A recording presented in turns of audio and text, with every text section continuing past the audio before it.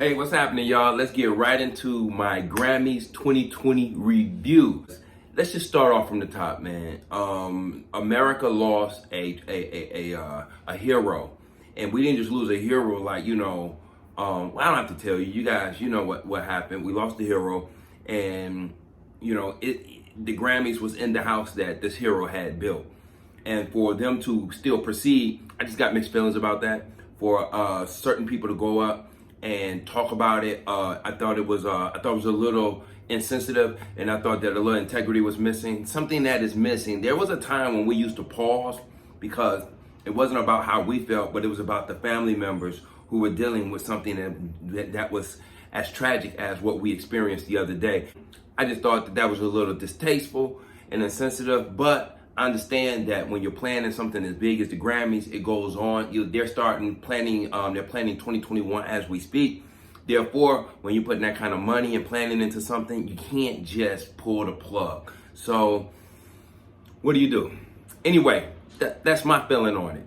So let's get right into it. So, Lizzo opened up, man, and I know a lot of y'all, I know how y'all feel about Lizzo because a lot of people are judgmental about her size, a lot of y'all didn't know who she was until she twerked at that Lakers game. But, I've been following her career, man, for a couple albums, and she's a very talented and positive and confident artist. Hands down, period. We also had last night a tribute to Nipsey Hussle, and they brought YG up there, who Nipsey, of course, belonged to.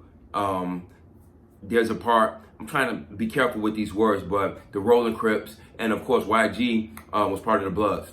And for the Grammys to really bring that culture on the stage last night, I thought it was risky, but I also felt some type of way, like, when they honor certain things and they choose to honor it, like what's really behind it. Like he was definitely a great artist. I listen to his music every day, but what's really behind this platform and this stage when we take these images and we just want to just beam them across. So, and I feel like that only because when we're talking about artists of color, there's something about when you have the Grammys and you take all these different artists and you try to categorize them and put them in this monolithic club, it becomes very, very hard to go, well, does that person really deserve to get that award? And because the Grammys know how challenging that is, that's why they have a country's Grammy and that's why they have a Latin Grammys, because you just cannot take all these people in the Latin community or in the country community and just put them under one category. So therefore, you have to give them their own Grammy night. And I think that at some point, I really do think, and I think Diddy put the pressure on the Grammys that they really do need to have some type of Grammy award where we're honoring artists of color and they're not being put into a category. That way, you have Tyler, the creator, and you have the baby, the new baby, little baby, and bye baby can all share the same stage with people like Common, Roberta Flack, and the list goes on, Smokey Robinson, because that's the way it should be done, right? Right.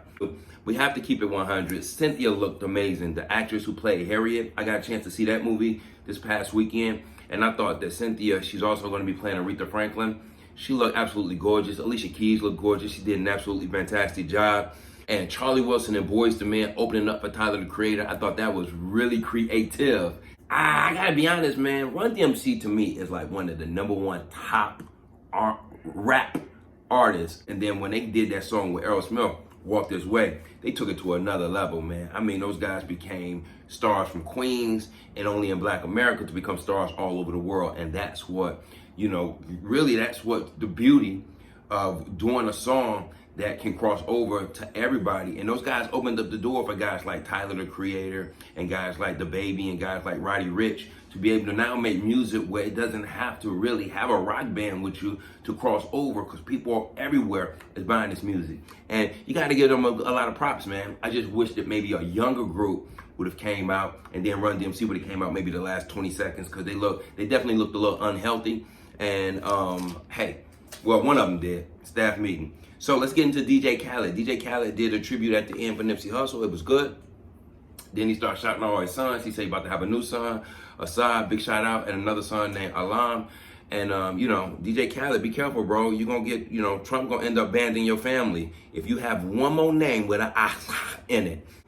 I thought the NBA game should have paused, and I thought that Lizzo, along with some other artists, should have paused, not talking about themselves so much, about just how grateful they are, and they're not going to complain no more, because on that day, within hours of that time, at that moment of that speech, there were people that were suffering.